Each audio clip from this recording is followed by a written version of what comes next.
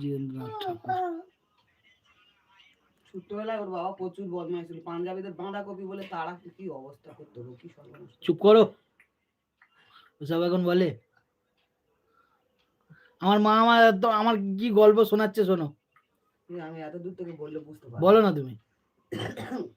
ও তখন ক্লাস 2 এ পড়ে, বাঁধাকপি বলে মানে নিচে ও যে স্কুলে পড়ে তার পাশে আর কি একজন বড় পাঞ্জাবি ডাক্তার ছিল।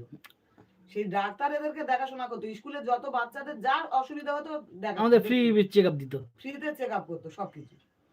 এবারে সেই ভদ্রলোক যদি বাইরে বেরিয়েছে তার মাথায় পাগড়ি দেখবে, আর ওপর থেকে খাতা, ভালো খাতা ছিঁড়ে এরকম মুঠো মুঠো করে তার মাথা ফেলবার, এই বাঁধাকপি করে তার পিছনে লাগবে।